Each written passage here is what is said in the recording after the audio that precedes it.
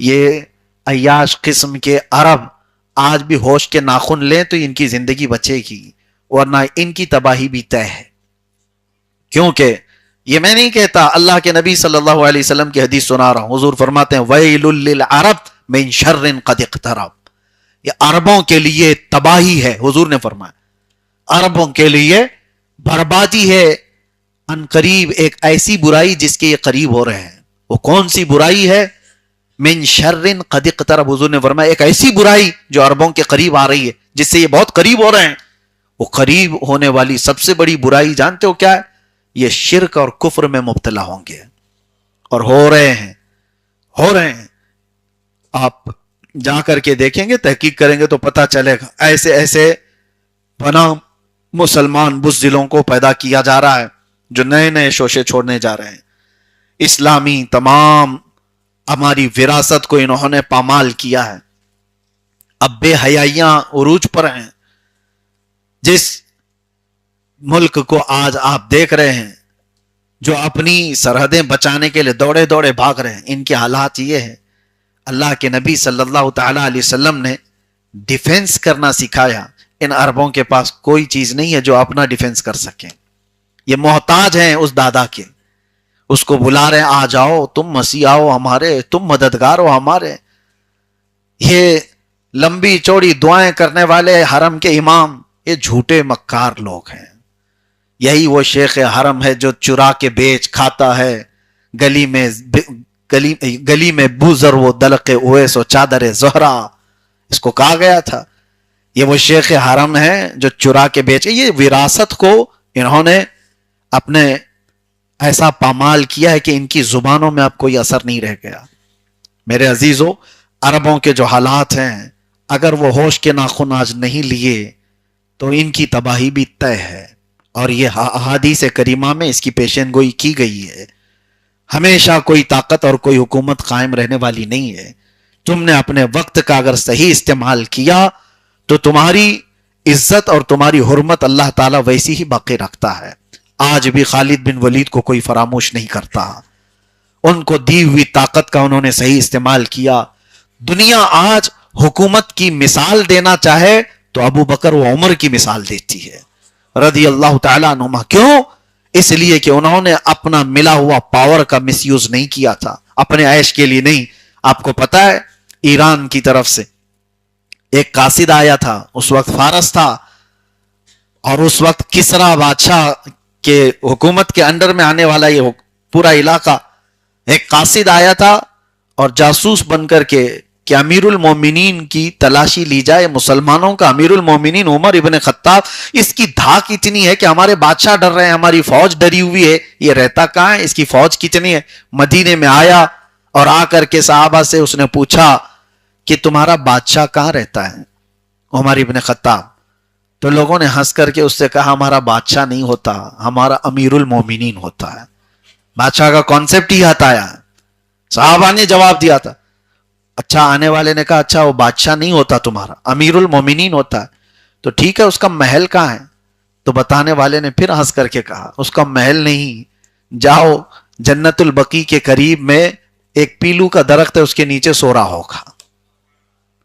پتہ بتانے والے نے بتایا اور وہ جاسوس آیا تو دیکھا تنہا عمر ابن خطاب درخت کے نیچے ننگی پیٹھ سو رہے ہیں۔ یہ وہ عمر ابن خطاب ہے جس کی دھاک سے قیصر و کسریٰ کانپ رہے ہیں، ڈرے ہوئے ہیں۔ اپنی طاقت کا استعمال اپنے عیش کے لیے نہیں کیا۔ وہ سونے کی کرسیاں بنا سکتے تھے، وہ بھی مہنگے مہنگے قالین لگا سکتے تھے۔ آپ کو پتا ہے کسریٰ کی حکومت جب ختم ہوئی تھی، ایران کے بادشاہ کی حکومت یہ دور فاروقی میں ختم ہوئی تھی، عمر ابن خطاب کے دور میں ختم ہوئی تھی۔ اس وقت اتنا مال جو فاتح قوم کو ملا تھا، یعنی مسلمانوں کو، وہاں سے بہت کچھ مدینہ لائے تھے اور قیمتی قالین بھی لائے تھے جس پر بادشاہ کی کرسی لگتی تھی۔ اور جانتے ہو اس زمانے میں بادشاہ کسی کو بہت زیادہ نوازنا چاہتا، بہت کسی سے خوش ہو گیا ہو، تو اس کو انعام میں کیا دیا جاتا؟ اس کو تھوڑی دیر کے لیے وہ قالین پر بٹھایا جاتا، اور وہ قالین پر بیٹھتا تو زندگی بھر فخر کرتا کہ میں کسریٰ کے بغل میں قالین پر بیٹھا ہوا آدمی۔ یہ اس وقت کا انعام تھا، اور جب بات کسرا کی حکومت ختم ہوئی تو وہ قالین بھی آیا، وہ کرسی بھی آئی، سب آیا. لیکن میرے عزیزو، حضرت عمر ابن خطاب رضی اللہ تعالیٰ عنہ کے پاس جب یہ لا کر پیش کیا گیا کہ بہت مہنگی قالین جس پر کسرا کی کرسی لگتی تھی وہ بھی آ گیا ہے مال غنیمت میں، اس کو کیا کیا جائے؟ مسجد نبوی میں محراب، منبر کہیں پر اس کو سجا دیا جائے. سیدنا عمر ابن خطاب نے کہا مسجد نبوی کے دروازے کے باہر اس کو لگاؤ تاکہ ہر آنے والا اپنا پاؤں پوچھ کر کے مسجد میں آئے. دنیا کو یہ پتا چلے جس پر بیٹھ کر کے بادشاہ فخر کیا کرتے ہیں وہ محمد عربی کے غلاموں کی دھول ہوا کرتا ہے. دنیا کو یہ بتایا ہمیں دنیا کی چکا چوند اپنی طرف راغب نہیں کر سکتی، بڑی بڑی طاقتیں ہم کو اپنی طرف نہیں کھینچ سکتی. یہ تو تھا اصل اسلام، اصل اسلام. لیکن آج ان عربوں نے جو اصل اسلام کا چہرہ مسخ کر کے رکھا ہے، انہوں نے تو کموڈ ٹوائلٹ کے جو سونے کے بنائے، اور ان لوگوں نے بھر بھر کر کے پیسے امریکن صدر کو گفٹ کیے جا رہے ہیں. تم ہی ہمارے داتا ہو، تم ہی ہمارے ماتا ہو، سب کچھ ہو. اور پھر ظاہر سی بات ہے، ایک بات دیکھ لینا، جس نے ایسے ظالم کتے کی مدد کی ہے، وقت آتا ہے کہ ایک عربی میں مشہور مقولہ ہے کہ قتل الثور الابیض یوم قتل الثور الابیض، قتل الثور الاحمر یوم قتل الثور الابیض. ایک کہا جاتا ہے ایک لال بیل تھا اور ایک سفید بیل تھا، دونوں کی بڑی گہری دوستی تھی، اور دوستی ایسی تھی کہ ان کی دھاک بیٹھی ہوئی تھی جنگل میں، دونوں کا اتحاد تھا. اور شیر ان کو کھانا چاہتا تھا لیکن کھا نہیں پاتا.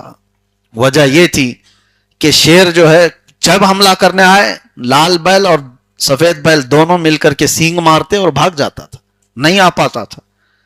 تو شیر نے کیا چال چلی، ایک دن جو ہے سفید بیل سے دوستی کر لیا، لال بیل سے دوستی کر لیا، اور اس نے کہا کہ دیکھ ہم لڑائی جھگڑے نہیں کریں گے، کچھ نہیں، پارٹنرشپ میں ہم پورے جنگل کے راجا بن کر رہیں گے. تم میرے ساتھ ساتھ رہنا، میں راجا اور تو وزیر میرا، جو میرا ہے وہ تیرا ہے. اور ظاہر سی بات ہے بیل ہی تھا، اور اس کو شیر کی بات اچھی لگی، کہا شیر کی دوستی بہت اچھی بات ہے. تو لال بیل جو ہے نا وہ لال ہو گیا جلدی، اور اس نے دوستی کو صحیح سمجھ لیا. شیر نے کہا کہ تو میرے ساتھ ساتھ رہنا، لیکن اس کی مخالفت کر رہا تھا سفید بیل، کہہ رہا تھا ہماری دوستی ہے، شیر ہماری برادری کا ہے ہی نہیں، وہ ہے ہی نہیں، وہ درندہ ہے، تیری دوستی اس کے ساتھ زیادہ دن نہیں ہو سکتی، مت جا. تو لال بیل یہ کہتا تھا کہ تو میری ترقی سے چڑھتا ہے، میں بادشاہ کا وزیر بن رہا ہوں اور تو مجھے بننے نہیں دینا چاہتا. شیر مجھے ساتھ ساتھ لے کر کے چلے گا تو ساری بکریاں بھی ڈرتی ہیں، سب ڈریں گے، میں اس کا دوست ہوں. سفید بیل نے کہا یہ دوستی اچھی نہیں ہے، چھوڑ دے، یہ تکرار اتنی بڑی. شیر بھی لال بیل کو سمجھانے لگا، دیکھ تیرا دوست جو ہے وہ تیری ترقی سے حسد کرتا ہے، جلتا ہے، میں تجھے اپنا خاص بنا رہا ہوں اور وہ تجھے بننے نہیں دینا چاہتا. تیرا دوست صحیح معنی میں دوست نہیں ہے. اس پاگل لال بیل نے اپنے سفید بیل کی دوستی ہی ختم کر دی، دوستی ٹوٹ گئی. اور اس غم میں بیچارہ سفید بیل اکیلا پڑ گیا، اور لال بیل تو بادشاہ کے ساتھ گھوم رہا ہے جنگلوں میں، اور تھوڑے دن کا پاور تھا، تھوڑے دن شیر کے ساتھ جگہ جگہ گھوم رہا تھا. اب وہ سفید بیل اکیلا تھا. تو شیر کو ایک دن بھوک لگی اور وہ آیا اور سفید بیل کو اس نے غرایا. لال بیل ساتھ میں ہی تھا، کچھ نہیں کہا. شیر نے کہا دیکھ اس کو میں آج کھا کے ختم ہی کرتا ہوں جو تجھ سے جلتا تھا، تجھ سے حسد کرتا تھا. لال بیل نے کہا ختم ہی کر دو اس کو، پرانا دوست تھا، اپنی برادری کا تھا، لیکن مدد نہیں کیا.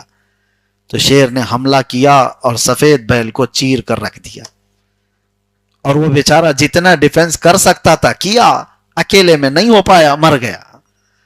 مر جانے کے بعد شیر شکم سیر ہو کر کے چلا.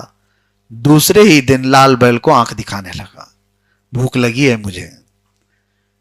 تو کہا میں تو تیرا وزیر ہوں، کہا وہ ہو گیا ختم، وہ پرانی باتیں ہیں، اب نیا دور آ چکا ہے۔ کہا اب کیا کرو گے؟ کہا مجھے کھانا ہے تمہیں۔ بچانے کے لیے نہ کوئی سفید بیل نہ کوئی، اس نے اپنے بھائی کو دھوکہ دیا تھا۔ میرے عزیزو، یہ عربی میں موجود پوری حکایت میں آپ کو بیان کر رہا ہوں۔ صوفیہ اکرام نے جو لکھا، لال بیل بہت منتیں سماجتیں کرنے لگا، لیکن وہ تو ٹھہرا درندہ، اس کے اندر رحم کہاں سے؟ اس کی غذا وہ ہے۔ ارے گھوڑا چارے سے دوستی کرے تو کھائے کیا؟ شیر شکار سے دوستی کبھی نہیں کرتا۔ اس نے لال بیل کو اس دن حملہ کیا، اور جیسے ہی اس کے اوپر چڑھائی کیا تو لال بیل نے ایک تاریخی جملہ کہا تھا جو آج میں نے ابھی آپ کے سامنے کہا۔ اس نے کہا لال بیل تو اسی دن مر گیا تھا جس دن سفید بیل کی دوستی چھوٹی تھی، اسی دن ختم ہو گیا تھا۔ یہ تو چند دن ایسی عیش کر لیا شیر کے ساتھ، ورنہ تو میں مر ہی گیا اسی دن جس دن میں ساتھ چھوڑ دیا تھا میرے بھائی کا۔ آج اس چیز کو اپنے ذہن میں رکھ کر کے سوچنا، یہ سارے عرب لال بیل ہیں۔ انہوں نے جس سے دوستی کی ہے وہ یہی سوچ کر کے دوستی کی ہے کہ ہماری تکلیف میں تو مدد کرے گا۔ کیا خاک مدد کرے گا؟ وہ اپنی بچا نہیں پا رہا ہے۔ کیا خاک مدد کرے گا؟ جب اپنے آپ پر جب بن پڑتی ہے تو پھر آس پاس نہیں دیکھتا دادا، وہ چند دنوں کے بعد کہے گا تم اپنا دیکھو، ہم تو جا رہے ہیں، بہت دور سے آئے تھے، ہم بہت دور سے آئے تھے، تم اپنا دیکھو۔ اور اس کے بعد کوئی بچا نہیں ہے ان کو، نہ دادا نہ بابا۔ پھر پڑوس میں جو ہے وہ گرا رہا ہے، تمہارا یہ بھی ماریں گے، تمہارا یہ بھی ماریں گے، تمہارا یہ بھی ماریں گے۔ میرے عزیزو، یہ سارا سینیریو جو میں آپ کے سامنے رکھ رہا ہوں، ایک بات ہمیشہ یاد رکھو، اللہ کے نبی صلی اللہ تعالی علیہ وسلم نے ارشاد فرمایا، پورا اسلام ایک جسم کی طرح ہے، ایک عضو کو تکلیف ہو تو پورے جسم میں بخار آنا چاہیے۔ ان ظالم عربوں نے فلسطینیوں کے قتل پر خاموش تماشائی بنے دیکھتے رہے۔ کبھی کوئی ایک جملہ سننے کو ملا آپ کو؟ کبھی کوئی جملہ سننے کو ملا؟ یہ وہ عیاش لوگ ہیں، آپ کو میں بتاؤں، لندن میں بندروں کا گھر بند ہونے جا رہا تھا کیونکہ وہاں کی میونسپلٹی وہ خرچہ برداشت نہیں کر پا رہی تھی زو کا، اور ایک عرب شہزادہ گیا اور پورے پیسے دے کر کہا میں اس کو چلاؤں گا، بند مت کرو۔ عجائب گھر ہے، بندروں کا گھر ہے، ہر ایک کو اپنی برادری سے محبت ہوتی ہے، اور یہ 90 لاکھ کا 1 کروڑ پاؤنڈ کا ایک ایک گھوڑا خرید کر کے لاتے ہیں، گھوڑے خرید کر کے لاتے ہیں۔ تماشا ہے، پورے عرب کو انہوں نے نمائش کا اڈا بنایا ہوا ہے۔ یہ آسمان چھوتی ہوئی عمارتیں بنا رہے ہیں لوگوں کو اپنی طرف بلانے کے لیے۔ آپ کو کیا لگتا ہے یہ سارا یورپ اور یہ سارے ویسٹرن ان کی ترقی کو دیکھ کر کے ان کو مدد کرتے رہیں گے؟ یہ سارے خطے میں جو انہوں نے آگ لگائی ہے یہ دیدہ و دانستہ ہے، یہ پوری طرح سے پری پلانڈ ہے کہ جنگ جب چھڑے گی تو تمہارے اکنومی پر بھی آئے گی، اور تم جو آج عرب لوگ بڑے بڑے بادشاہ بڑے بڑے عیاش نظر آتے ہو، ساری دنیا کی بڑی عمارتیں تمہارے پاس، ارے دنیا کو کھیلنے کی جگہ بھی یہی دیتے ہیں۔ پورے ورلڈ کپ کروانا ہے تو ان کے اندر کریز ہے، ان کے ہاں دیوانہ پن ہے، ایک دوسرے کو یہ لوگ سبقت لے جا رہے ہیں۔ یہ وہ عرب تھا جہاں کبھی قرآن کے علم پر کمپٹیشن ہوا کرتا تھا، حدیث پر کس کی گہری نظر ہے اس پر مقابلہ آرائی ہوتی تھی، اور آج ہے کہ فٹ بال پر اور دوسرے کھیلوں پر یہاں مقابلہ آرائی ہو رہی ہے۔ ان عربوں کے ہاتھوں سے سب کچھ چھین لیا گیا، ان کو آئی فون پکڑا دیا گیا ہے، اور اس کے علاوہ عیش کی زندگی دے کر انہیں خاموش کر دیا گیا۔ اس کی وجہ سے یہ زیادہ دن تک عیش و عشرت کی زندگیاں چلتی نہیں ہیں۔ آپ ان تمام حالات سے سبق لو، اور یہ آپ کے لیے یہاں سٹیٹس کی جنگ نہیں لڑنا ہے، یہ واٹس اپ سٹیٹس پر آپ جنگ مت لڑو، آپ ان تمام حالات سے درس لو کہ اللہ قرآن میں فرماتا ہے اللہ اس قوم کو اس وقت تک نہیں بدلتا جب تک وہ قوم خود اپنی حالت نہیں بدلتی۔ ہمیں بدلنے کا وقت ہے۔ جو بچے آج راستہ بھٹکے ہوئے ہیں انہی کے لیے یہ محفلیں ہیں۔ اللہ تبارک و تعالی آپ سب کو اصلاح حال عطا فرمائے، مجھے بھی اللہ تبارک و تعالی اصلاح حال عطا فرمائے اور استقامت علی الدین عطا فرمائے۔ اللہ کریم ہر طرح کے برے آفات و بلیات سے ہماری حفاظت فرمائے۔ اللہ ظالموں کو کیفر کردار تک پہنچائے اور مظلوموں کی اللہ تعالیٰ غیب سے مدد فرمائے۔